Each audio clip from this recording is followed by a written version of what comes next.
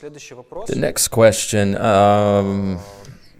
Nowadays, yoga has become very popular with its different names, different forms and variations. There's a question. Is it okay to do yoga? Is it bad? And is yoga as innocent as it looks at first sight? Maybe I would specify the question a bit. There's more spiritual yoga, where spiritual practices are practiced, and there is the so-called sport yoga, i.e. gymnastics. So that's the question.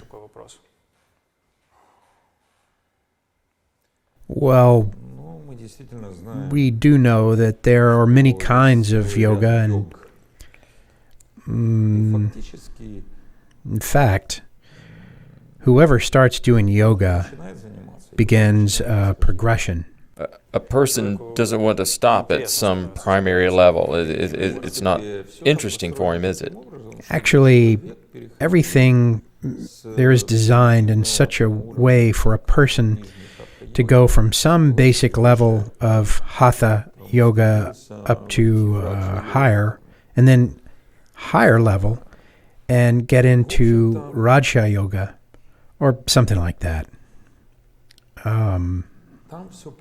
Basically, everything is designed there.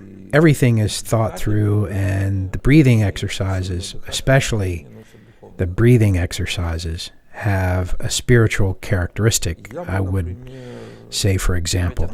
But from the outside, it looks like some kind of physical exercises, and it's like, well, from the outside, I don't know about it, but to me, it looks like a physical exercise of some kind, or some kind of... You know, I wouldn't take the extreme point of view that you can't use any of the exercises that are used in the lower levels of yoga. You can use some of them, but I would really recommend not getting involved in yoga's breathing exercises, because everything there is very well thought through, and that prana and stuff like that is no joke. We used to pray for people who would start with these seemingly innocent exercises and would go then deeper and deeper without even noticing that they entered the spiritual realm, where they met certain powers that took control over them. We were talking about the believers as well, right? Or does it include both believers and unbelievers? You know, different people,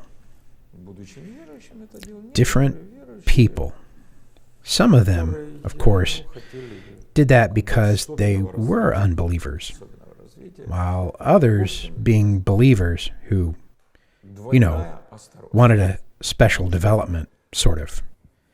So there should be a double caution, because yoga itself is a big religious system within the giant structure of Hinduism. The simplest kind of basic so-called sport-related yoga could be just a veiled entry point for a person who can get in trouble without even knowing it. Yes. Thank you.